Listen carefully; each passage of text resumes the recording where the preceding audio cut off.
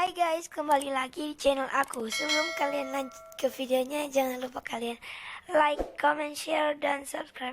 Pusaka Tongkat Sakti Jilid 2. Meskipun tanpa menoleh sehingga seakan-akan bagian belakang tubuhnya bermata serta membiarkan tongkatnya ditangkap lawan, malah sengaja tongkat itu dilepaskan dari pegangannya, akan tetapi bersamaan dengan itu ia merendahkan sedikit tubuhnya sambil melangkah setindak ke belakang, dan karena perubahan ini maka tangan kiri Panglima itu yang semula hendak mencengkram pundak kirinya jadi nyelonong melalui sisi lehernya, dan demikian pula tangan kanan si Panglima yang merampas tongkatnya tadi kini berada di atas pundak kanannya. Kulangca terkejut melihat perubahan ini, namun ia tak kurang akal dan segera lengan tangannya ditekankan ke bawah, dan harus diketahui bahwa tekanan ini disertai pengerahan iwekang yang tinggi sehingga kalau mencapai pada sasarannya maka tulang dari kedua belah pundak anak muda itu pasti akan patah-patah. Akan tetapi Panglima ini ternyata kalah cepat, karena sebelum pundak anak muda itu sampai ditindihnya, Han Hai Hau mengangkat sepasang tangannya dan dengan jari-jari telunjuknya ia membuat kedua tangan lawan yang hendak membahayakan pundak kanan kirinya. Secara jitu sekali jari-jari telunjuk yang sudah terlatih sempurna sehingga menjadi kaku dan keras seperti baja itu dapat menyentuh urat nadi di pergelangan kedua tangan Kulangca. Maka seketika itu juga Panglima itu menjerit kesakitan karena urat nadi di pergelangan tangan kanan kirinya telah kena ditotok secara berbareng, yang mengakibatkan sepasang lengannya mendadak menjadi lumpuh sehingga tongkat yang ditangkapnya tadi jadi terlepas cekalannya dan kini sudah berpindah ke tangan pemiliknya semula. Gerakan yang dilakukan Hon Hai Hau itu ialah yang disebut gerak tipu KHI Siang Hok Sautian atau mengangkat sepasang obor membakar langit. Meskipun sepasang lengannya sudah lumpuh sehingga tak berdaya untuk digerakkan, tetapi Kulangca dalam kemarahannya jadi berlaku nekat. Secepat kilat ia mengayunkan kakinya dan ditendangkan ke arah pinggul anak muda itu. Namun anak muda itu pada saat mana justru sudah maju pula selangkah ke depan sehingga tendangan Kulangca yang menggeledek itu jadi menghantam angin. Dan nyaris saja Panglima ini jatuh tersungkur karena tidak dapat mengatur perseimbangan tubuh disebabkan sepasang lengannya lumpuh. Inilah sebabnya Han Hai Hau yang melihatnya merasa geli hati sehingga ia mentertawainya. Kalau saja anak muda itu menghendaki selagi Kulangca dalam keadaan seperti itu, pasti Panglima itu dengan mudah dapat dirobohkannya. Akan tetapi ternyata Han Hai Hau tidak bermaksud orang celaka, sungguh pun sudah terang lawannya itu hendak mencelakakan dirinya, buktinya ia hanya berdiri diam, melihat dan ketawa. Sebaliknya Kulangca diam-diam menyalurkan tenaga dalam sepasang lengannya, mukanya yang pucat menahan rasa sakit dan linu di sepasang lengannya, segera berubah warna menjadi merah saking marah dan malu.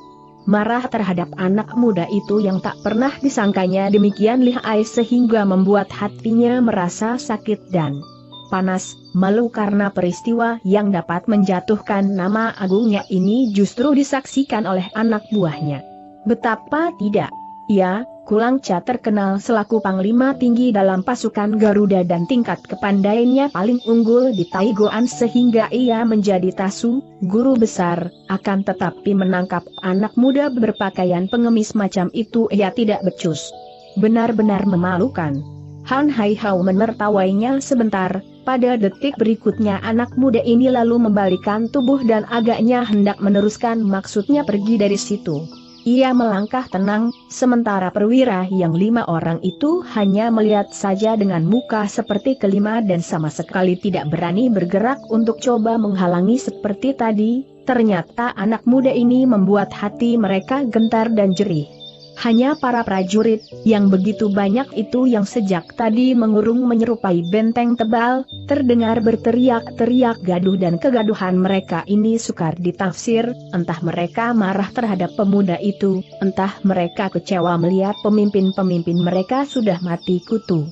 Tiba-tiba suara gaduh dari para serdadu itu menjadi kenyap ketika terdengar suara bentakan seperti suara guntur. "Setan cilik, kau mau kemana?" Bentakan ini bukan lain dari Kulangca yang tatkala mana, berkat ilmunya yang tinggi, sudah dapat memulihkan kembali kesembuhan pada sepasang lengan tangannya. Kemarahan Kulangca benar-benar sudah memuncak dan untuk memunahkan rasa sakit dan panas di hatinya tak ada lain jalan selain membunuh anak muda itu. Maka sambil membentak tadi ia melompat mengejar dan tahu-tahu senjata bulan bintangnya sudah berputar di tangan kanan dan kirinya. Han Hai Hau kembali membalikkan tubuh dan menghadapi panglima yang sudah kalap itu. Betapapun juga anak muda ini merasakan terkejut melihat betapa hebatnya senjata aneh yang dimainkan oleh kakek panglima itu. Senjata yang berupa bintang segi 5 dan bulan purnama itu bergerak luar biasa cepatnya dan berputar kencang sambil mengeluarkan suara mendesing sementara kerincingan yang terpasang di sepanjang kedua rangkai rantai yang menjadi gagang senjata tersebut yang ujungnya dipegang oleh tangan kanan kiri Kulangca menerbitkan suara gemerincing nyaring mengacaukan pendengaran. Memang senjata yang langka dipergunakan orang ini luar biasa sekali, lebih-lebih lagi di tangan panglima tinggi ini yang telah melatih diri belasan tahun. Sepasang senjata ini benar-benar sangat hebat mengerikan. Dalam pertempuran, Kulangca dapat memainkannya secara istimewa, dengan ujung rantai yang dipegangnya merupakan tali kendali ia dapat mempergunakan senjata bulan seperti itu untuk menahan senjata lawan, sedangkan senjata bintangnya digunakan untuk mengirim serangan dari lain jurusan dan oleh karena kelima ujung dari senjata berbentuk bintang ini sangat teruncing lagi tajam dan juga sambil berputar kencang, maka bila mengenai tubuh orang pasti akan ambrol seperti digergaji. Demikian pula senjata bundar itu dapatlah tubuh orang bila kena hantamannya. Panglima tua, kau selalu mencegah aku pergi. Apakah yang kau inginkan? Han Hai Hau balas membentak sambil memasang kuda-kuda dan tongkatnya disiapkan untuk menjaga diri. Aku mau mencabut nyawamu. Mengerti, sahut Kulangca dan sepasang senjatanya kini benar-benar merupakan renggutan maut. Betapapun juga pemuda itu jadi mendongkol hati, dia tidak mau bermusuhan dengan siapapun juga kecuali dengan orang yang dicarinya, akan tetapi panglima tua ini sudah senang hendak membunuhnya, maka ketika ia melihat sepasang senjata aneh itu menyerang dari dua jurusan senjata luar biasa sekali, ia cepat mengelak dengan jalan melompat mundur. Kulangca memperdengarkan suara ketawa ejekan dan terus menerjang. Han Hai Hau baru kali ini menemukan orang yang bersenjatakan demikian aneh dan luar biasa, maka ia tidak berani berlaku ceroboh dan untuk melihat betapa perkembangannya permainan sepasang senjata lawan lebih lanjut, terpaksa ia main berkelit dan mundur sambil mempergunakan ginkangnya yang tinggi, sehingga tubuhnya melompat kian kemari sangat lincah dan gesit. Adapun Kulangca benar-benar tidak mau memberi kesempatan lagi. Ia terus mendesak dan sepasang senjatanya benar-benar merupakan dua ekor naga mengamuk yang sedang mengejar dan memperebutkan sebuah mutika. Sementara kelima perwira yang tadi sama bengong, kini melihat pemuda itu main mundur saja seakan-akan tak mampu melawan dan nampaknya terus terdesak, mereka jadi pulih semangat sehingga dengan gembira mereka mengurung rapat dan turut mengeroyok pemuda itu. Pertempuran berjalan puluhan jurus, akan tetapi tetap saja sepasang senjata Kulangca belum dapat menyentuh tubuh pemuda itu. Sesungguhnya Han Hai Hau sejak tadi tidak bermaksud membuat sengketa dengan para perwira penjajah itu, hal ini dibuktikan sudah berapa kali ia hendak pergi dari situ. Akan tetapi sekarang, melihat betapa Kulangca benar-benar hendak membunuhnya dan ditambah lagi kelima perwira tadi turut mengeroyok pula, ini benar-benar dirasakan keterlaluan. Biarpun ia tidak merasa takut menghadapi keroyokan itu, namun kalau ia terus main berkelit dan tanpa memperlihatkan kepandaiannya tentu pengeroyokan ini takkan berakhir dalam waktu yang singkat dan lama-lama tentu ia akan merasa lelah sendiri. Oleh karena itu, ia segera mengeluarkan ilmu tongkat dengan sungguh-sungguh, sambil menggertak gigi ia melakukan serangan balasan. Kulangca memperdengarkan pula ketawa ejekannya. Hahaha, jembel yang tak mau memperkenalkan diri, biarpun kau bersayap tak mungkin dapat minggat. Perwira kolot tak tahu diri, pemerintahanmu sudah sekarat kau masih berani membuka mulut besar. Siapa bilang aku tak dapat pergi dari sini? Lihatlah, kini aku hendak pergi dengan mudah. Han Hai Hau menyahut gemas. Lalu anak muda ini memperlihatkan ketangkasan sambil menggunakan kecerdikannya. Ia berkelit dari rangsakan sepasang senjata Kulangca sambil melompat mundur dan lalu membalikan tubuh sehingga kini ia menghadapi dua orang perwira yang tadi mengurung di belakangnya. Dua perwira itu, ialah Tohula dan Sobampek. Perwira tingkat 2 dan 4 segera menggerakkan senjata, masing-masing memapaki anak muda itu yang mereka kira akan berusaha minggat. Akan tetapi mereka ternyata keburu didahului oleh Hon Hai Hao yang benar-benar tangkas dan hebat. Tongkat di tangan kanannya memukul golok bengkong senjata Sobampek, kemudian tongkatnya membuat gerakan memutar lalu meluncur ke depan, dan menotok iga perwira tingkat 4 yang bertubuh pendek buntek itu. Adapun tangan kirinya dipergunakan untuk mengirim pukulan ke arah dada Tohula setelah tombak panjang dari perwira tingkat 2 ini dapat dikelitkan dengan hanya menggerakkan sedikit tubuhnya. Maka pada detik lainnya segera tampak dua perwira itu jatuh terjengkang tanpa sempat mengeluarkan teriakan, sebab dalam saat itu juga mereka telah pingsan. Ternyata Sobampek tanpa sempat membela diri lagi, jalan darah Giok Liong Hiat di bagian iganya telah kena ditotok secara tepat oleh ujung tongkat pemuda itu. Oleh karena jalan darah tersebut merupakan urat nadi yang mempunyai hubungan langsung dengan alat pernafasan di dalam dada, maka sebelum perwira tingkat 4 itu jatuh, ia sudah pingsan. Demikian pula halnya yang terjadi dengan Tohula. Biarpun tangan pemuda yang mengirim pukulan itu tidak menyentuh dadanya, namun pukulan tersebut mengandung tenaga yang sangat kuat. Sehingga perwira tingkat 2 bangsa Mongol itu tahu-tahu merasakan dadanya ditumbuk oleh hawa pukulan yang luar biasa dahsyatnya, membuat ia segera kepengapan dan kepala pening, maka tanpa berdaya lagi tubuhnya yang tinggi besar lalu roboh. Melihat kejadian ini, kembali nyali ketiga perwira lainnya seakan-akan terbang pula, mereka segera melompat mundur sebelum anak muda lihai itu mendekatinya. Betapapun juga mereka masih belum mau celaka, apalagi mati. Hanya Kulangca saja terus menyerang makin gencar dan bernafsu karena setelah melihat betapa dua orang anak buahnya sudah roboh membuatnya makin murka. Ketika itu senjata bintangnya menyambar ke arah kepala Hon Hai Hao sehingga anak muda cepat mengelak sambil merendahkan tubuh, dan ketika senjata bulan menyusul datang dengan sambaran yang hendak membelah dadanya, ia menyabetkan tongkat besinya dan menangkis. Terang tanda seru demikian nyaring suaranya ketika senjata bulan dan tongkat besi itu beradu malah disertai pula bunga api berpijar. Senjata bulan itu mental dan meluncur kembali ke arah pemiliknya, sedangkan Hon Hai Hao cepat melakukan iwakang ke arah lengan tangan kanannya agar tenaga akibat benturan tadi tidak mempengaruhi tangannya. Kulangca bukan main kagetnya merasakan reaksi tangkisan dari anak muda yang untuk pertama kalinya melakukan tangkisan ini. Bukan saja ia rasakan kehebatan tenaga lawan yang masih muda itu, bahkan dengan tangkisannya ini sekaligus dapat mengembalikan senjata bulan itu ke arah pemiliknya, sehingga kalau Kulangca kurang mahir dan tidak cepat menggerakkan rantai kendalinya, agaknya senjata bulan tersebut akan makan tuan. Akan tetapi, seperti sudah diterangkan, Kulangca sudah melatih diri belasan tahun untuk memahirkan permainan sepasang senjatanya yang istimewa ini, sehingga betapapun juga ini merupakan seorang kepandaian tangguh. Maka cepat ia melancarkan serangan pula sambil berseru keras karena marah dan penasaran. Namun kini sepasang senjatanya itu ternyata hanya menyerang tempat kosong, dan kemudian ia baru tahu bahwa anak muda itu kini sudah menghilang dari hadapannya.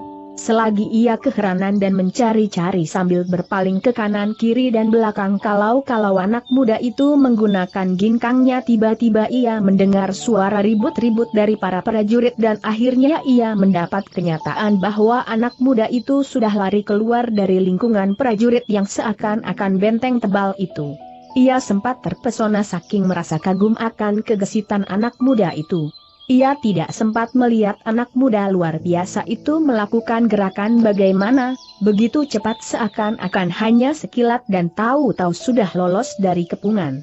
Ternyata selagi melihat kesempatan yang sangat baik, yaitu setelah menangkis dan mengembalikan senjata titik kepada Kulang Ca titik, dan selagi Panglima tua itu terkejut seraya menguasai senjatanya yang nyaris makan cuan itu, Han Hai Hau telah meloncat tinggi dengan gerakan Si Hin Kong Tian, atau bangau sakti melesat ke angkasa.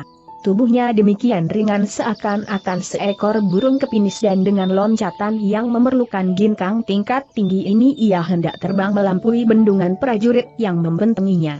Dengan jalan inilah ia hendak pergi meninggalkan tempat itu, karena kalau ia pergi dengan menempuh benteng para prajurit biarpun ia sanggup, tapi akan banyak makan waktu dan betapapun juga pasti akan ada prajurit yang menjadi korban tongkatnya, belum lagi Kulang Ca serta perwira-perwira itu mengejar dan menghalanginya yang tentu merupakan gangguan pula. Maka dengan jalan bangau sakti melesat ke angkasa inilah yang dipilihnya, selain jauh lebih mudah menghemat waktu dan tenaga juga amat praktis. Akan tetap dengan hanya sekali loncatan saja Han Hai Hau tak dapat melampaui benteng prajurit yang tebal itu.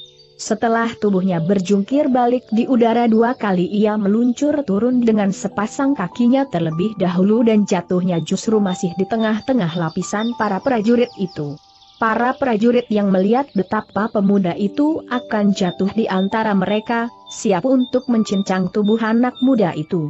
Seorang prajurit yang kebetulan melihat anak muda itu meluncur di atas kepalanya, segera ia menggerakkan tombaknya ke atas menyambut tubuh anak muda itu dan hendak disatenya.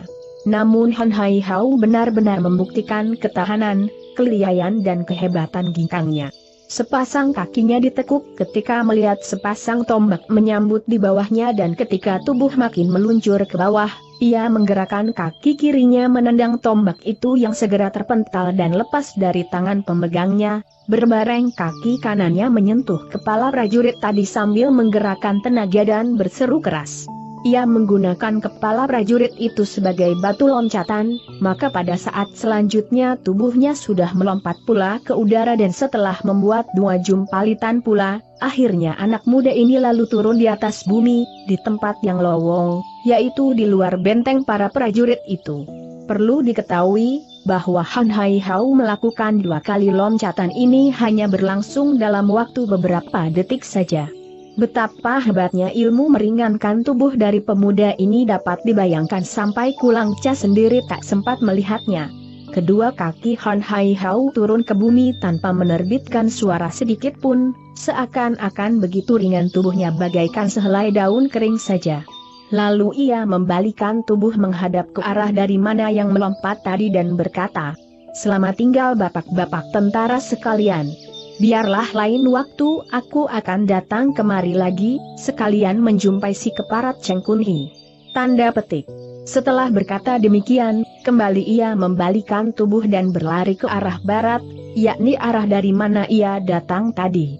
Beberapa orang prajurit yang memiliki keberanian mencoba berlari untuk mengejar sambil berteriak-teriak menghamburkan sumpah serapah. Akan tetapi mereka ini tertinggal jauh oleh karena anak muda itu sesungguhnya telah menggunakan ilmu lari cepat yang disebut Hui Heng Sut, ilmu lari terbang. Sehingga larinya begitu cepat seakan-akan terbang saja. Kata-kata Han Hai Hau tadi, sungguh pun diucapkan dengan suara biasa bercakap dengan orang yang berada dekat di depannya, namun dapat mengatasi kehiruk-pikukan para prajurit dan dapat terdengar jelas oleh Kulang Ca yang ketika itu masih diam terpaku seakan-akan terkena pukulan. Maklumlah Kulang Ca bahwa anak muda itu menggunakan ilmu Coan Im Jip Bit, mengirim suara dari jarak jauh, semacam ilmu yang harus mengandalkan hinkang tinggi. Diam-diam Kulang Ca mengeluh di dalam hatinya. Kalau saja semua gerombolan Tiong Gipei berkepandaian seperti anak muda itu, sungguh bukan pekerjaan mudah untuk menumpasnya. Akan tetapi dalam pada itu dada Panglima tua ini masih tetap panas lantaran marah dan penasaran, maka ia lalu menumpahkan kemarahannya ini kepada para anak buah dengan jalan memaki. "Kalian kantong-kantong nasi tiada guna, percuma saja pemerintah menggaji kalian setiap bulan, untuk memegat larinya seekor tikus kecil pun kalian tak becus. Minggir!" Setelah memaki dan membentak, Panglima tua ini serta-merta menggerakkan sepasang kakinya, ia lari mengejar anak muda itu. Para prajurit cepat membuyar memberi jalan bagi Panglima ini dan ternyata ilmu lari cepat orang Mongol ini hebat juga, sebentar saja ia sudah menyusul para prajurit yang larinya setengah pontang-panting itu. Akan tetapi untuk mengejar Han Hai Hao, Kulang Ca sudah terlampau jauh ketinggalan. Namun sungguh pun demikian, Panglima tua ini terus mengejar. Sementara itu dari pintu gerbang benteng terdengar derap kaki kuda berlari dan ketika para serdadu memandang ternyata penunggang kuda berbulu hitam itu bukan lain adalah panglima muda mereka, yaitu Cheng Kun Hi. Panglima muda ini usianya kira-kira 25 tahun, bertubuh cukup tegap, namun sayang wajahnya tak dapat disebut tampan. Sebelah matanya agak juling, hidungnya bengkung seperti paruh burung betet, ditambah lagi mulutnya yang selalu terbuka membuat giginya yang longgar kelihatan nongol keluar, sehingga bila mana diadakan kontes ketampanan ia pasti mendapat nomor wahid kalau dihitung yang paling buncit. Sungguh pun demikian, namun Panglima muda ini sangat pesolek. Biarpun soleknya ini tidak mengurangi kejelekan mukanya. Hanya pakaian seragam kemiliterannya saja yang membuat ia kelihatan gagah. Ditambah lagi sebatang pedang yang gagangnya berlapis emas, selalu menggantung di pinggang sebelah kirinya, membuat ia kelihatan tambah garang. Ketika tiba di bekas pertempuran tadi Cheng Kun Hi menarik kendali kudanya, sehingga kuda itu serempak berhenti setelah sepasang kaki depannya terangkat sebentar sambil meringkik kesakitan. Dengan matanya yang juling sehingga sukar dikatakan ke arah mana sesungguhnya ia memandang, Panglima muda ini bertanya kepada 3 orang perwira yang tengah menolong 2 orang kawannya yang masih pingsan, dengan suara bentakan. Mana Jebel Eden yang mencari dan memaki aku tadi? Salah seorang perwira yang bukan lain adalah Main Liang si tongkat kepala naga cepat menghadap dan memberi hormat. Lalu menjawab. Si jebel gila itu baru saja melarikan diri dan ia dikejar oleh Kot Seng Tai Su Tai Chiang Kun. Ternyata Main Liang, dalam memberikan keterangan anak muda itu melarikan diri. Hal ini disebabkan kalau ia berterus terang selain merasa malu juga ia khawatir disemprot oleh Panglima muda yang sudah terkenal pengobral makian itu. Cheng Kun Hi memperdengarkan suara yang dikeluarkan dari hidung bengkungnya dan mata jelingnya memandang ke arah para serdadu, yang ribut-ribut dan sebagian dari mereka tampak berlari di jalanan raya menuju ke arah barat. Maklumlah ia bahwa si jebel kurang ajar itu kabur ke jurusan tersebut. Segera ia membedal kuda tunggangnya sehingga binatang tunggangan itu berlari gesit ke arah barat. Para prajurit yang berlari-lari membuntuti Kulang Ca sebentar saja dilaluinya, bahkan ada seorang prajurit yang tak keburu minggir. Cheng Kun Hi tidak mencoba membelokkan kudanya melainkan membiarkan saja ketika kudanya menabrak dan menerjang juga prajurit sial itu segera jatuh tersungkur dan menjerit kesakitan, karena selain ia diterjang juga tubuhnya terinjak-injak oleh keempat kaki kuda tersebut. Fakta ini saja sudah mencerminkan watak Cheng Kun Hi yang kejam. Memang sesungguhnya, bahwa Cheng Kun Hi adalah seorang muda yang memiliki watak kejam, setiap orang yang dicurigai dan ditangkap ia yang selalu menghadap kami. Ia dapat merangket orang sambil tersenyum-senyum, dan membunuh orang tangkapan sambil ketawa bergelak-gelak, sehingga karenanya ia mendapat julukan dari teman-temannya si malaikat lemaut ketawa atau Ciao Giamlo. Dan memanglah dalam pasukan Garuda, Cheng Kun Hi di samping menduduki pangkat Panglima Muda, juga merangkap jabatan selaku Alkojo.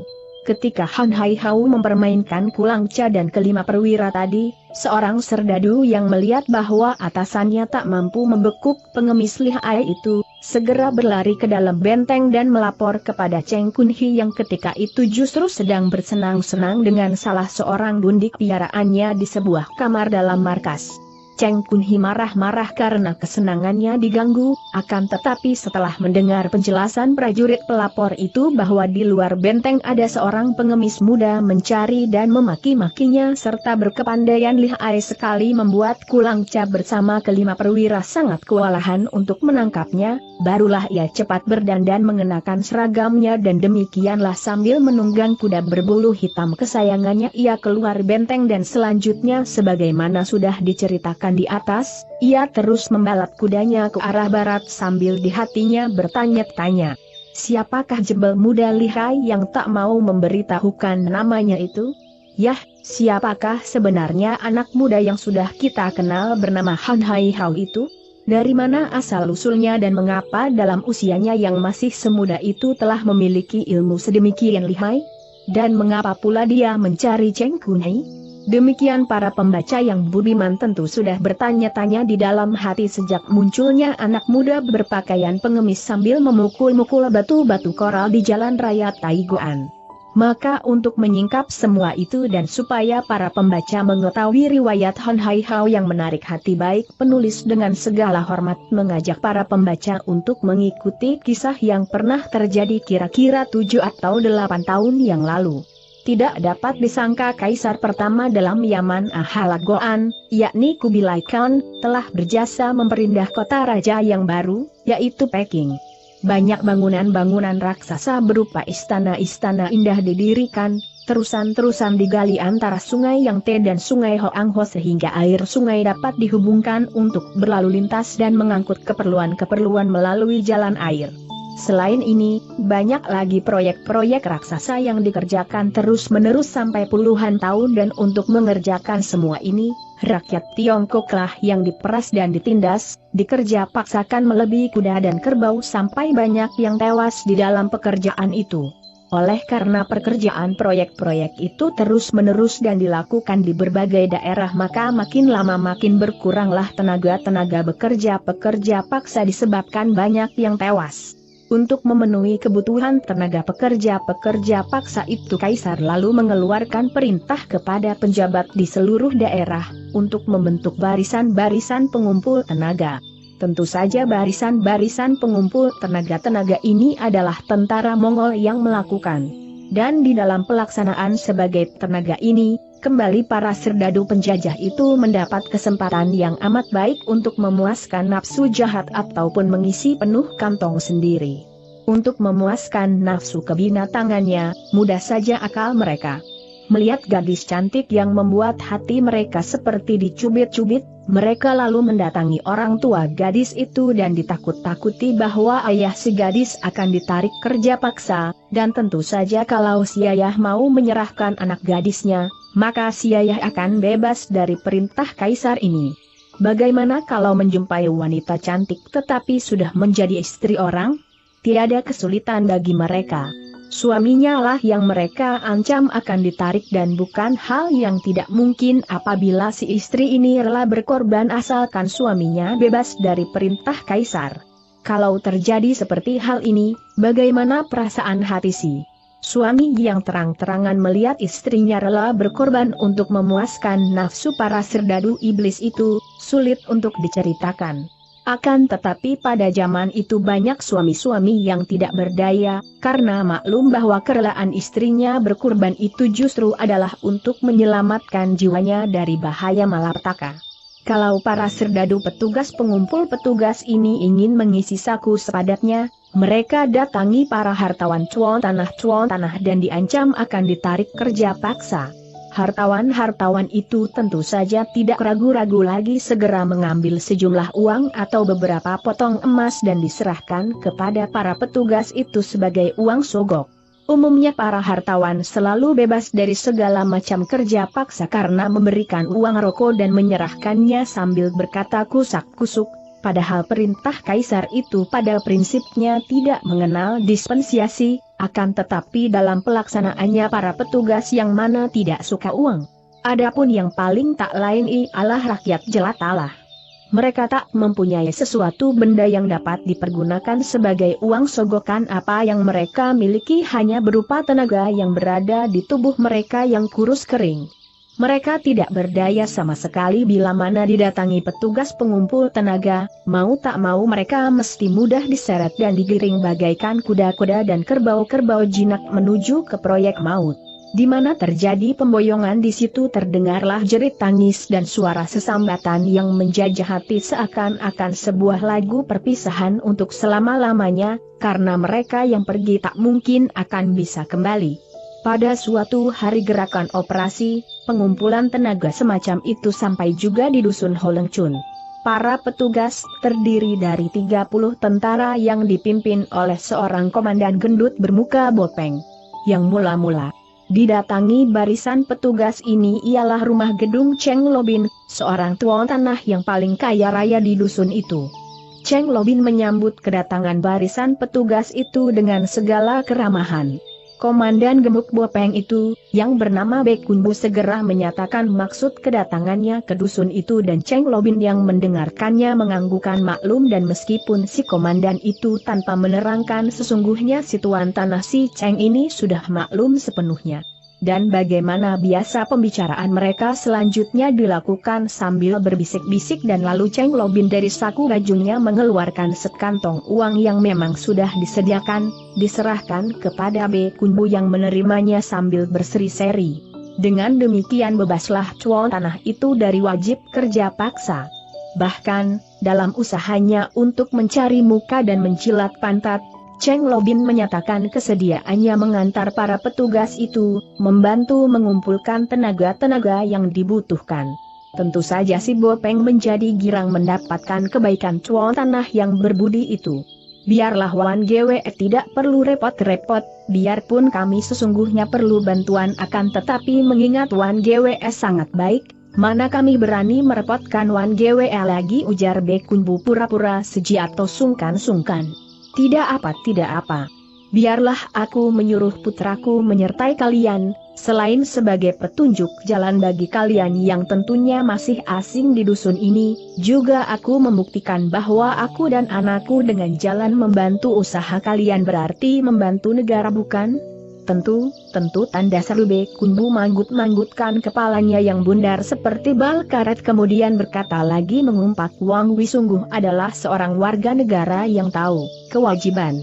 Begitulah dengan diantar oleh putra tunggal Cheng Lobin yaitu yang para pembaca sudah mengenalnya ialah Cheng Kun Hi yang pada masa itu baru berusia 18 tahun dan disertai 3 dari 5 orang tukang pukul bayaran tuan tanah Cheng. Barisan pengumpul tenaga itu menjelajahi seluruh kampung.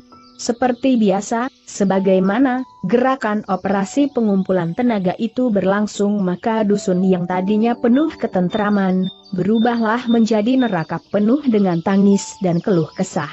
Terdengar keluh kesah dan elahan nafas kaum laki-laki yang merasa putus asa disertai pekik mengerikan karena takut dari wanita-wanita yang diganggu oleh kebiadaban serdadu-serdadu petugas itu. Demikianlah pula suasana dusun Holengcun pada hari itu. Dalam waktu yang sebentar saja, berkat tudingan tangan Tuan Muda Cheng Kun Hi yang merasa dirinya turut adil besar terhadap pembangunan negara, sehingga rumah-rumah petani miskin yang terpencil pun tidak terlewat dan penghuninya baik tua maupun muda dikenakan wajib kerja paksa, sudah dapat dikumpulkan 45 orang muda. Dan kemudian Cheng Kun Hi membawa rombongan itu ke rumah gubuk keluarga Han Chu Beng, seorang hamba tani miskin yang belum lama baru kematian istrinya dan kini di dalam gubuk itu ia hanya berkawan dengan 2 orang anaknya.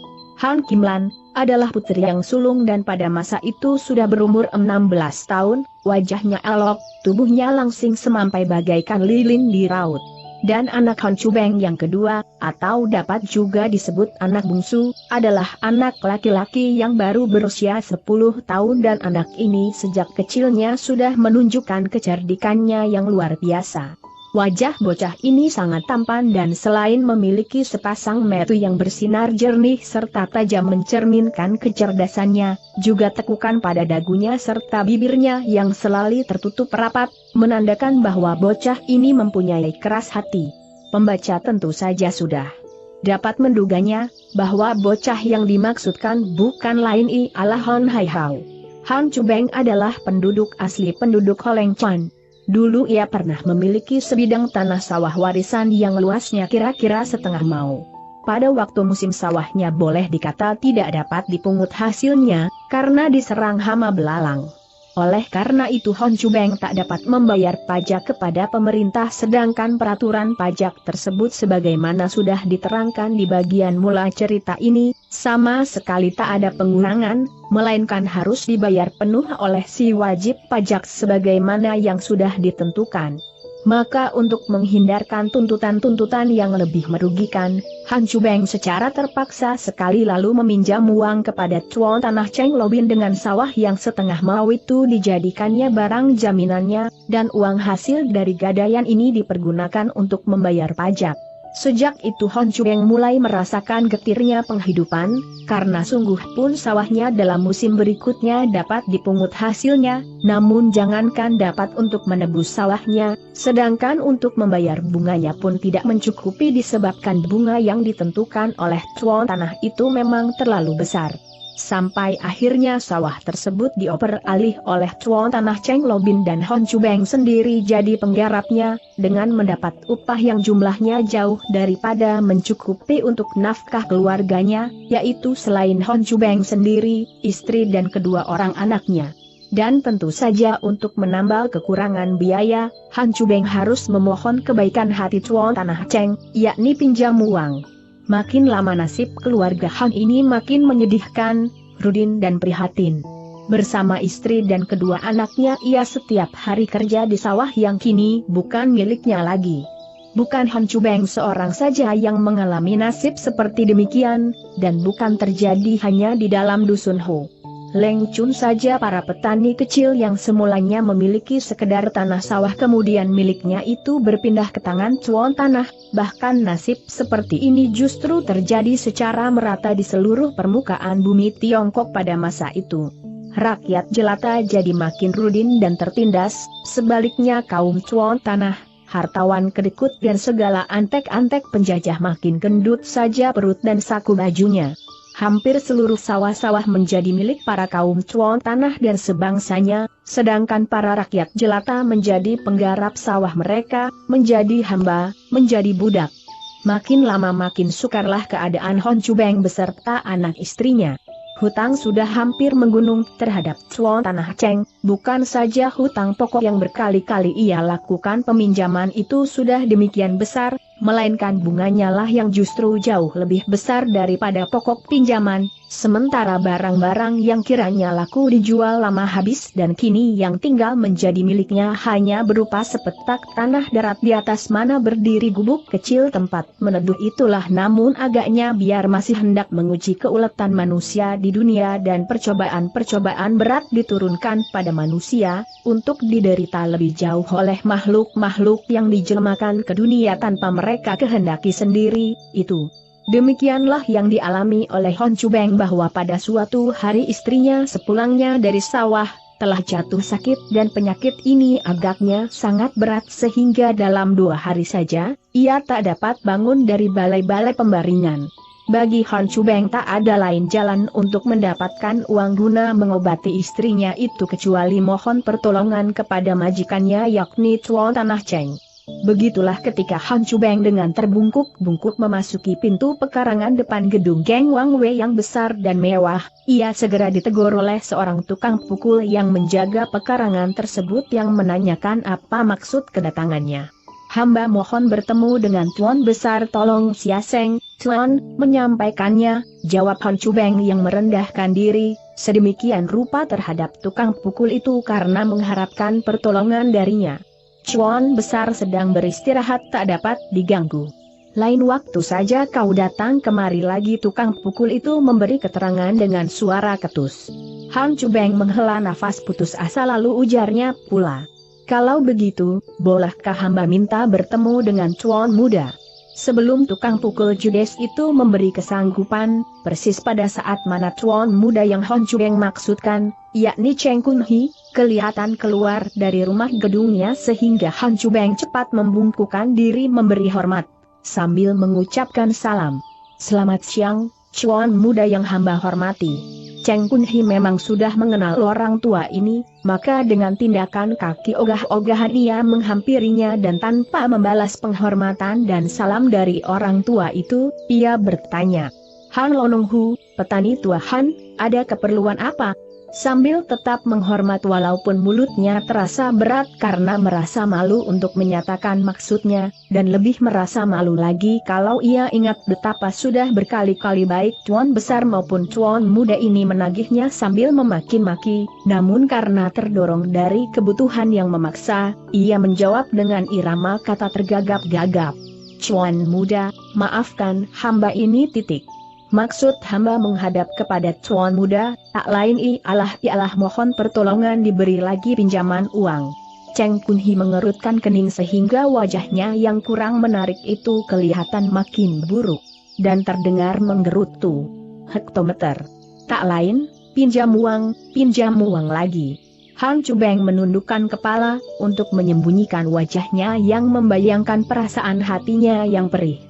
Habis kalau hamba tak ditolong oleh Tuan Besar dan Tuan Muda, kepada siapa lagi hamba mesti minta pertolongan, katanya perlahan karena hatinya benar-benar perih. Istilah pertolongan yang diucapkannya itu sudah cukup dimakluminya bahwa sama halnya dengan arti mengulurkan leher supaya dicekik lebih keras. Masih ingatkah engkau, bahwa hutang-hutangmu yang dahulu pun belum kau bayar? Tapi kini engkau mau pinjam lagi, sungguh engkau tak tahu malu. Han Cubeng hampir saja tak kuat menahan air mata yang menitik dari matanya ketika mendengar ucapan Tuan Muda ini.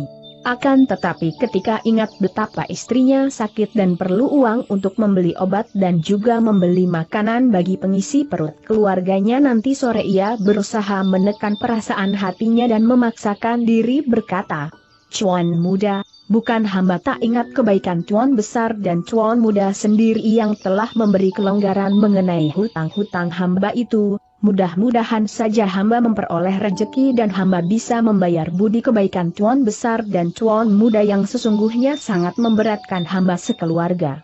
Cheng Kunhi menggelengkan kepala. Sulit-sulit. Bukan kami tak menaruh kasihan terhadapmu, Han Lononghu, tetapi kalau terus-terusan memberi pinjaman uang tanpa dibayar-bayar, benar-benar sulit. Han Cubeng sudah merasa putus asa, akan tetapi demi kebutuhannya membuat ia memaksa merendahkan diri lebih rendah lagi dan mengulurkan leher supaya dicekik lebih keras lagi. Tuan Muda, bila Tuan Muda menghendaki, hamba akan menjual tanah berikut gubuk milik hamba untuk membayar hutang-hutang hamba. Hamba rasa dapat melunasinya dan malah mungkin masih ada sisa kelebihannya. Biarlah gubuk hamba itu untuk dijadikan barang jaminan untuk sementara, asal uang untuk membeli obat dan makanan untuk terus terang saja, kedua anak hamba sejak pagi tadi masih belum makan. Sekali lagi Cheng Kunhi kelihatan mengerutkan kening. Agaknya ia sedang berpikir keras. Sejenak kemudian ia bertanya, dan aneh sekali, irama katanya tidak seketus tadi. Kalau engkau masih mempunyai barang yang dapat dijadikan peganganku, sekalipun hanya berupa gubuk, baiklah aku bersedia menolongmu. Hanya saja, aku ingin tahu dulu berapa jiwa yang menjadi tanggunganmu. 4 jiwa, Tuan Muda. Yaitu hamba, istri hamba yang sudah 2 hari ini sakit dan perlu segera diobati, serta 2 anakku, yaitu seorang anak perempuan bernama Kim Lan yang masih gadis dan anak lelaki bernama Hai Hao yang baru berusia 10 tahun. Putra Tuan Tanah itu mengangguk-angguk dan lebih aneh lagi kini ia kelihatan berseri-seri. Berapakah yang sekarang kau butuhkan, Han Lononghu? Suara pertanyaan Tuan Muda terdengar demikian ramah bagi telinga Han Cubeng, seakan-akan ia benar-benar menaruh kasihan terhadap orang tua miskin itu. Perasaan hati perih dan putus asa tadi segera lenyap seketika, maka sahutnya. Tidak banyak, Tuan Muda. Hanya 5 cel perak. Putra Tuan Tanah segera merogoh kantong dan dari mana ia mengambil uang dan setelah dihitung-hitung, lalu diberikan kepada Han Cubeng yang segera menerimanya dengan hati lega. Terima kasih, Tuan Muda. Terima kasih katanya sambil membungkuk-bungkuk. Nanti sore, aku akan pergi ke rumahmu. Aku akan melihat-lihat keadaan rumah dan tanah yang kau jadikan barang jaminan itu. Mengerti? Silahkan. Hamba akan menanti kedatangan Tuan Muda dengan segala kehormatan, sahut Han Cubeng dan setelah berkali-kali mengucapkan terima kasih, ia lalu berpamit sambil berkali-kali membungkuk memberi hormat. Uang 5 tel perak itu dikepalnya erat-erat karena takut tercecer jatuh di perjalanan. Ia berjalan setengah berlari, akan tetapi sebelum ia menuju ke gubuknya ia mampir dulu ke rumah tukang obat di mana ia membeli obat untuk istrinya serta tak lupa pula sekalian membeli sekati gandum. Akan tetapi, alangkah hancur dan luluhnya perasaan hati orang tua malang ini ketika tiba di gubuknya, ia dapatkan istrinya sudah tak bernyawa lagi, ramai ditangisi Kim Lan dan Hai Hao. Lemaslah seluruh tubuh Hon Cubeng, sepasang kakinya seakan-akan tak kuat lagi menahan beban tubuhnya yang sebenarnya sudah kurus kering itu. Ia jatuh duduk di atas lantai tanah tak jauh dari balai-balai pembaringan raga istrinya. Obat dan sekati gandum yang dibelinya tadi, yang dibawanya dalam genggaman tangannya, jatuh berserakan. Untuk seketika lamanya orang tua ini bengong dan terpaku, dan perlahan-lahan kedua belah pipinya yang cekung itu tampak basah oleh air mata. Ketika Han Cubeng sudah dapat menguasai perasaan hatinya, orang tua ini kembali merasa terbentur kepada kesulitan akan keuangan yang dibutuhkan lebih besar lagi, untuk membiayai penguburan jenazah istrinya. Cuan muda Cheng Kun Hi mendatangi gubuk tempat tinggal keluarga Han itu dengan dikawal 2 orang tukang pukulnya. Betapapun juga anak muda ini merasa mencelos juga hatinya ketika kedatangannya disambut oleh keluarga miskin ini dengan isak tangis. Cuan muda, alangkah malangnya nasib hamba ini, kata Han Cubeng yang maksudnya hendak menyambut tamunya itu, akan tetapi ia tak mampu melanjutkan kata-katanya karena kedukaan hatinya membuat ia sangat sedih sehingga selanjutnya yang terdengar hanya suara tangisnya, yang aguguk. Orang tua ini duduk bersimpuh di hadapan Cuan muda itu, tangisnya benar memilukan. Di sisi kanan kirinya duduk bersimpuh pula Kim Lan dan Hai Hao, yang juga menangis tak kalah sedihnya. Mereka duduk bersimpuh di atas lantai tanah oleh karena di dalam rumah keluarga yang malang itu ternyata sudah tidak terdapat alat-alat rumah tangga yang dapat dijadikan tempat duduk, kecuali sebuah balai-balai bambu yang mana di atas memujur kaku mayat istri Han Cubeng. Cheng Kun Hi menyaksikan suasana yang penuh kedukaan itu sambil berdiri terpaku dan membisu. Dan yang paling menarik perhatian dari tuan tanah ini, bukan kemiskinan atau kedukaan yang terdapat dalam gubuk itu, melainkan yang paling menarik perhatiannya, yang membuat sepasang mata dijulingkan menatap lama-lama ialah Nona Hon Kin Lam. Biarpun anak dara itu hanya mengenakan baju tambalan, kulit tubuh dan mukanya agak hitam karena setiap hari bekerja di sawah di bawah teriknya sinar matahari, dan biarpun pada saat itu kelopak dari sepasang matanya agak bengkak disebabkan terlalu banyak menangis, akan tetapi kecantikannya yang asli dan wajah masih tampak nyata. Entah yang menarik hati tuan muda Cheng Kun Hi dan justru karena inilah pula yang membuat ia memerlukan datang kemari, katanya saja hendak melihat tanah dan gubuk yang dijadikan barang jaminan dari uang yang Hon Cubeng pinjam tadi. Padahal sebenarnya ia ingin melihat anak dara itu yang tadi didengarnya dari keterangan Hon Cubeng sendiri. Kemudian putra tuan tanah ini melirik dengan mata jelingnya ke arah 2 pengawal yang berdiri di kanan kirinya dan lirikan yang penuh arti dapat dimaklumi oleh 2 tukang pukul itu sehingga mereka mengangguk sambil menyengir kuda. Han Lononghu, aku tutut berduka cita sedalam-dalamnya atas kematian istrimu ini, kata Cheng Kun Hi kemudian, dan setelah ia merogoh saku bajunya yang mewah dan terbuat dari kain sutera mahal, ia lalu mengeluarkan uang sejumlah 20 tel perak yang segera disodorkan kepada Han Cubeng. Ia berkata juga, Han Lononghu, terimalah sumbanganku ini untuk keperluan mengurus mayat istrimu. Rawat dan kuburlah baik-baik sebagaimana mestinya, dan kalau masih kekurangan, kau boleh datang ke rumahku dan akan kutambah lagi. Dengan matanya yang merah karena tangis untuk sejenak Han Cubeng hanya melihat ke telapak tangan tuan muda yang menyodorkan uang itu, sikapnya ragu-ragu tatkala ia berkata, Cuan muda, biarpun sesungguhnya sangat membutuhkan uang untuk mengurus penguburan mayat istriku, akan tetapi bagaimana hamba berani menerima kebaikan Cuan muda yang lebih besar lagi, karena tanah sekeping dan gubuk butuh yang hamba pertanggungkan tadi, mana bisa cukup untuk... sudah. Kau tak usah pusingkan hal itu. Hon Lonung Hu Cheng Kun Hi menukas perkataan orang tua yang belum habis itu. Segala urusan ada di belakang, untukmu tentu saja aku dapat mempertimbangkan baik-baik. Nah, terimalah. Ia mengangsurkan uang di telapak tangannya lebih maju sehingga begitu dekat di depan hidung Hon Chubeng. Orang tua sedang berduka sehingga pada saat mana ia tak sempat mempergunakan otaknya untuk mengadakan pertimbangan. Yang terpikir hanya uanglah yang justru sangat dibutuhkan, yang otomatis membuat ia segera menerima uang itu dengan kedua telapak tangannya yang gemetar. Dan dari sela-sela bibirnya yang juga gemetar berulang-ulang mendesiskan ucapan, "Terima kasih, terima kasih, terima kasih." Tak lama kemudian Cheng Kun Hi bersama dua orang tukang pukulnya segera meninggalkan tempat, dan tentu saja setelah mata juling dari tuan muda ini memandang pula tajam-tajam kepada Kim Lan. Sudah lazim dan sering terjadi di dunia ini apabila seseorang dalam keadaan terdesak oleh kebutuhan uang tiba-tiba saja ada orang yang menyodorkan bantuan, bukan mustahil kalau ia segera menerimanya tanpa banyak pikir lagi. Tanpa memperdulikan bahwa orang yang memberikan bantuan itu macam apa dan tanpa berpikir bagaimana kelak untuk membayarnya. Yang terpikir hanya penolongnya itu benar-benar adalah seorang baik hati, tanda seru. Demikianlah halnya yang dialami Han Chubeng. Sungguh pun orang tua ini merasa heran akan kebaikan tuan muda itu yang jauh berbeda dari keadaan dan wataknya yang biasa, akan tetapi dengan begitu saja ia lalu menganggap bahwa tuan muda itu benar-benar adalah sangat berbudi dan baik hati.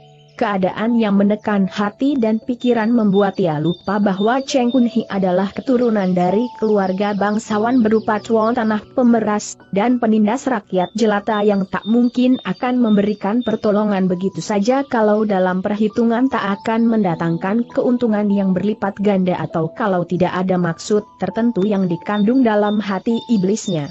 Dapatlah diceritakan dengan singkat bahwa Han Chubeng dapat mengubur jenazah istrinya dengan disertai upacara-upacara adat sebagaimana mestinya dengan mendapat bantuan dari para tetangga-tetangganya. 3 hari kemudian setelah itu pada suatu senja Han Chubeng didatangi oleh seorang tukang pukul yang menyampaikan panggilan dari Chuan muda Cheng Kun Hi kepadanya. Segera Han Chubeng dapat menerka bahwa panggilan ini pasti bertalian dengan uang yang dipinjamkan. Sungguh pun pikirannya bingung, namun betapapun juga mesti pergi menghadap kepada tuan muda itu. Han Kim Lan dan Hon Hai Hao menanti ayahnya itu dengan hati agak cemas oleh karena sampai waktu hampir maghrib dan cuaca remang-remang mulai menggelap, orang tua itu masih belum kelihatan pulang. Kim Lan merasakan hatinya berdebar aneh, seakan-akan darah ini sudah mendapat bisikan firasat buruk.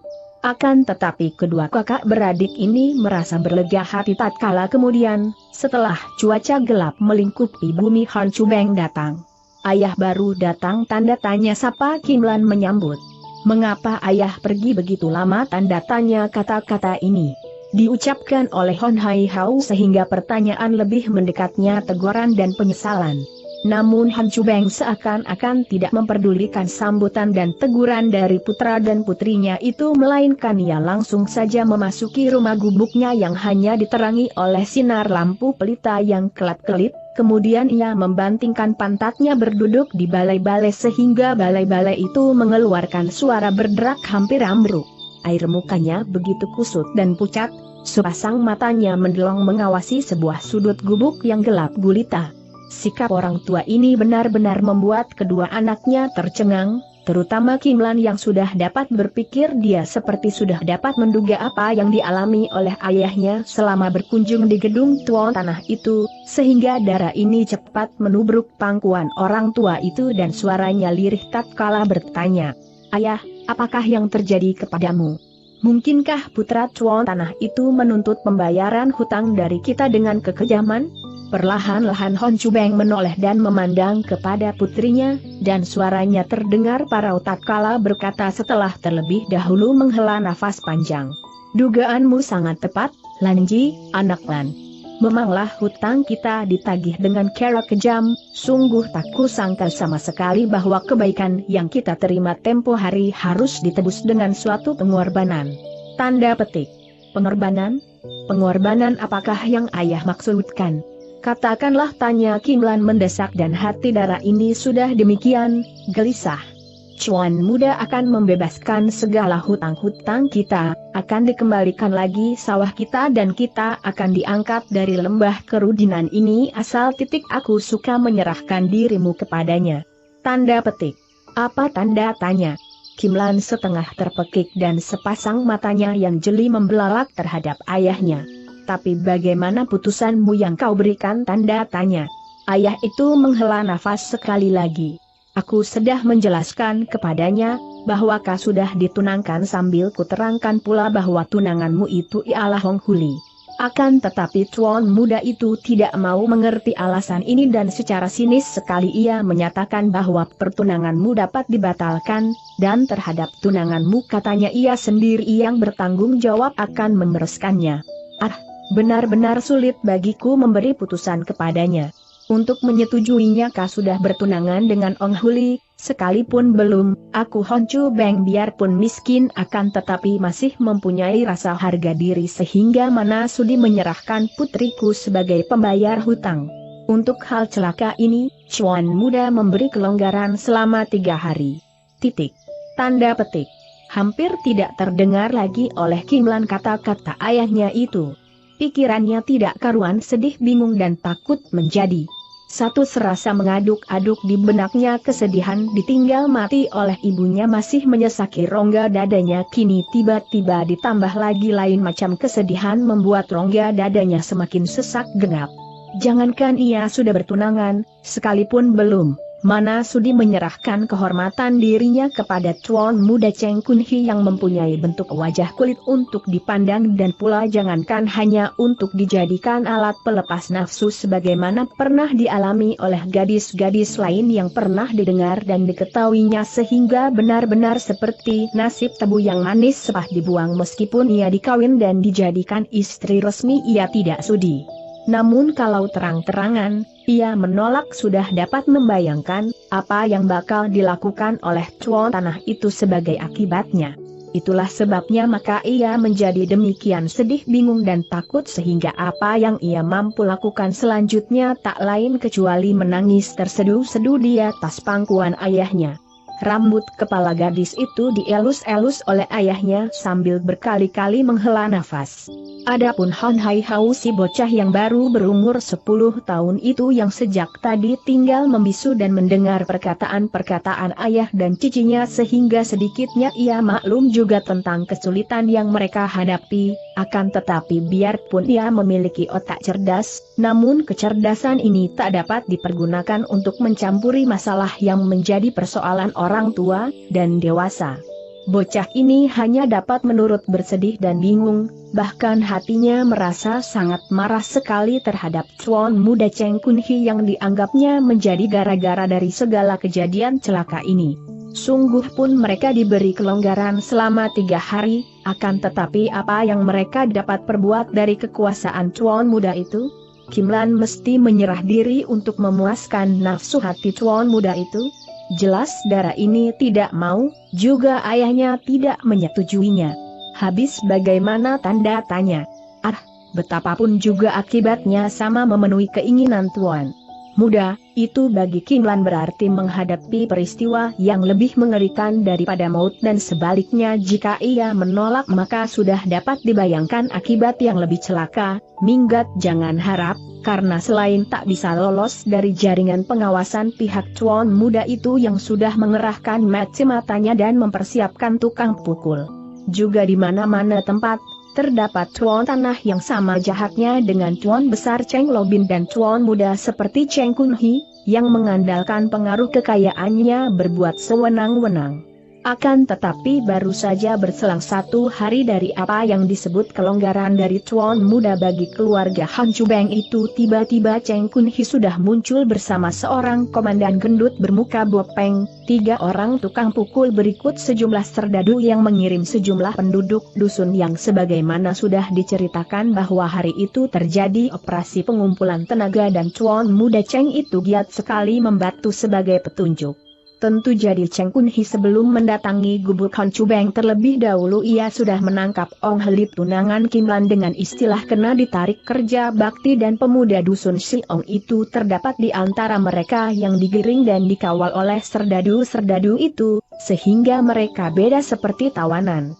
Han Chu Beng sudah mengetahui bahwa pada hari itu diadakan gerakan pengumpulan tenaga untuk kerja paksa, dan kedatangan Chuan Muda bersama rombongan Komandan Gendut Bopeng itu sudah dimakluminya sebagai penukar baginya, maka ia sengaja beserta Kim Lan dan Hai Hau menyambut kedatangan orang yang kusen itu di depan gubuknya sambil memberi hormat sedalam-dalamnya. "Selamat siang Tuan Muda dan para Ciang Kun sekalian." Han Chu Beng memberi salam sambil menjura, dan penghormatan sedemikian terhormat dari orang tua ini membuat Cheng Kun Hi hilang kegalakannya. Ia mengangguk-angguk sambil bibirnya tersenyum manis, dan mata jelinya membidik ke arah Kim Lan yang menunduk ketakutan. Sementara Be Kun Bu menyengir bangga karena ia disebut Ciang Kun, perwira, oleh orang tua itu, dan sebagaimana biasa selaku petugas yang mentaati perintah kaisar, dan ini melihat seorang anak dara yang menimbulkan nafsu birahinya, berdiri di belakang orang tua itu, lalu si Gendut Bopeng ini mengeluarkan gertakan sambil berkata kepada Chuan Muda yang giat membantunya. "Cheng Kong Chu, Chuan Muda Cheng, orang kampung ini biarpun sudah agak tua, akan tetapi tenaganya masih cukup kuat buat membangun negara, maka baik ditarik saja." "Memang demikian semestinya," kata Cheng Kun Hi. "Akan tetapi demi persahabatan kita, aku minta bahwa terhadap orang tua ini kau mengadakan pengecualian, oleh karena selain ia penggarap sawah kami yang paling rajin, yang terutama sekali ia adalah calon mertuaku." Keparat tanda seru hati Han Chu Beng memaki ketika mendengar ucapan si tuan muda yang tidak tahu malu itu. Kim Lan menutupi muka dengan telapak tangannya, hatinya yang sedih, pikirannya yang bingung, ditambah rasa sebal mendengar ucapan si matu keranjang yang sangat menusuk perasaan itu, membuat anak dara ini seketika itu juga jadi menangis. Bek Kun Bu si komandan itu ketawa bergelak. "Cheng Kong Chu, Kiong Hi, selamat. Jangan lupa aku mesti kau undang untuk menenggak arak kebahagiaan." "Hahaha titik. Tanda seru. Pasti, saut si Tuan Muda sambil nyengir dan membusungkan dada. "Tidak. Hal ini masih belum dapat dikatakan pasti, sebab, sebagaimana pernah kuterangkan bahwa putriku ini sudah ditunangkan." Han Chu Beng menukas dengan berani karena hati orang tua ini merasa amat muak melihat lagak tengik dari si Kong Chu hidung belang itu. Mengapa tidak pasti? Matu Cheng Kun Hi menyurang memandang kepada calon mertuanya, dan amat lucu sekali ketika ia memandang demikian, manik-manik matanya yang tak normal terkumpul di sudut kelopak mata sehingga mengepit pangkal hidungnya. Pemuda kampung Siong itu akan diberangkatkan hari ini juga menuju pembangunan raksasa, dengan begini berarti pertunangan dengan putrimu menjadi batal dengan sendirinya? Dan dengan begini pula bukanlah berarti menerima gagasanku. Hahaha, tanda seru Cheng Kun Hi ketawa penuh kemenangan. Kagetlah hati Han Chu Beng dan Kim Lan, mendengar ini dara yang merasakan nasibnya malang itu lalu membukakan telapak tangan yang tadi menutupi mukanya dan matanya yang sayu mencari-cari kalau di antara rombongan tawanan itu benar-benar terdapat tunangannya. Dari rombongan mana terlihat seorang pemuda melompat dan berlari hendak menuju ke arah Tuan Muda. Pemuda ini adalah Hong Huli, tunangan Kim Lan yang menjadi nekat karena dirinya ditarik kerja paksa atas tudingan jari telunjuk putra Tuan Tanah itu. Kini ia baru sadar bahwa si Tuan Muda keparat itu hendak merampas gadis tunangannya. Betapa marahnya hati pemuda ini dapatlah dibayangkan, sehingga ia melupakan kelemahan dirinya, maka segera nekat sekali ia berlari hendak menyerang Tuan Muda itu. Akan tetapi jauh sebelum maksudnya tercapai, ia telah dihadang oleh seorang serdadu yang mengirim tamparan disertai tendangan. Oleh karena Ong Huli tidak mengerti ilmu silat karena tiada dannya itu hanya mengandalkan kemarahan hati sehingga ia membabi buta, maka tak ampun lagi tabokan serdadu itu mampir di pipi kirinya dan tendangan menghantam di bagian lambungnya. Ong Huli terbanting dan roboh, kepalanya sangat pening dan lambungnya ia rasakan sakit bukan main sehingga ia sudah di tanah sambil merintih-rintih. Melihat ini Kim Lan menjerit dan tiba-tiba tubuhnya terkulai roboh dalam keadaan diri tak sadar. Han Hai Hao cepat memeluk tubuh cicingnya dengan maksud mencegah tubuh darah malang itu jangan sampai terbanting di tanah. Akan tetapi tenaga bocah yang baru berumur 10 tahun ini ternyata tak kuat menahan daya berat tubuh cicinya yang terkulai itu, sehingga bocah ini turut jatuh dan tubuhnya tertindih oleh tubuh Kim Lan yang pingsan itu. Cuan muda, inilah yang kemarin kau sebutkan pertanggungan jawab untuk membereskan pertunangan yang sudah mengikat putriku itu. Hektometer, kau sungguh keji, kata Han Chubeng yang tiba-tiba timbul keberanian hatinya sehingga ia berani mengucapkan kata-kata berupa makian terhadap cuan muda itu. Memanglah seseorang kalau saking duka bingung takut serta merasa dirinya benar-benar terpepet, maka ada kalanya timbullah keberaniannya. Biasanya Cheng Kun Hi jangankan dimaki, sedangkan kalau mendapatkan peristiwa yang hanya tidak menyenangkan hatinya saja sudah cukup membuatnya marah sekali dan ia segera menyuruh tukang pukulnya yang selalu mengawalnya memberi hajaran terhadap orang itu. Akan tetapi, kini aneh sekali dimaki oleh orang tua, ia hanya ketawa dan lalu ia berkata dengan nada sinis. Orang tua si Han, kau jangan salah tumpah dan berlaku bodoh dengan sesungguhnya hendak kuangkat kau dan anak-anakmu dari lembah kemiskinan, tetapi mengapa bukannya kau berterima kasih malah memakiku keji? Ah, benar-benar kau orang tua tak tahu diuntung. Pendeknya, waktu yang kuberikan masih ada 2 hari dan selama mana berpikirlah baik-baik. Aku tunggu kabar baik darimu, tanpa banyak alasan. Setelah mengucapkan perkataan yang bersifat mengancam ini, akhirnya cuan muda itu mengajak rombongannya meninggalkan tempat itu. Si Komandan Gendut Bopeng dan 3 tukang pukul berjalan mengiringi si cuan muda dari belakang mereka. Terdengarlah suara bentakan-bentakan dan makian-makian dari para serdadu yang mencegah para orang-orang sial yang kena ditarik kerja paksa itu. Adapun Ong Huli yang masih meringkuk di tanah, segera dipaksa bangun dan lengannya ditarik oleh seorang serdadu sehingga dalam keadaan yang sangat terpaksa pemuda itu dapat juga bangun berdiri. Akan tetapi segera ia terhuyung-huyung akan jatuh lagi, hanya baiknya 2 orang senasibnya segera merangkul dan memapahnya, sehingga ia dapat ikut serta dalam rombongan orang-orang sial itu yang berjalan maju perlahan-lahan, diiringi bentakan-bentakan dan makian-makian serta suara lecutan cambuk dari para serdadu yang mengawal dan memboyong mereka. Han Chubeng masih berdiri mematung. Sepasang matanya seakan-akan mengeluarkan sinar api ketika pandangannya mengikuti kepergian si tuan muda pembawa celaka itu, akan tetapi mata orang tua ini kemudian berubah menjadi sayu dan perlahan-lahan menitikan air mata kesedihan ketika melihat kawan-kawan sekampung dan terutama melihat calon menantunya diboyong dan akan dikirim ke daerah proyek pembangunan raksasa, di mana malaikat maut selalu menanti. Orang tua ini kemudian seperti baru sadar ketika ia mendengar suara panggilan Han Hai Hao yang ketika itu masih terlentang di tanah dan memeluki cicinya yang pingsan. Cepat Han Chubeng memangku tubuh putrinya dan dibawanya ke dalam gubuknya lalu diletakkan di atas balai-balai pembaringan. Ayah, kenapa dan bagaimana cici ini? Han Hai Hao bertanya dengan penuh kekhawatiran. Tidak apa, ia hanya pingsan karena tak tahan menguasai penderitaan hatinya, sahut si ayah sambil berusaha menyadarkan putrinya. Bocah itu menarik nafas lega dan berkata lagi. Ayah, serdadu tadi sangat jahat, aku lihat calon Cihu tadi ditempling dan ditendangnya.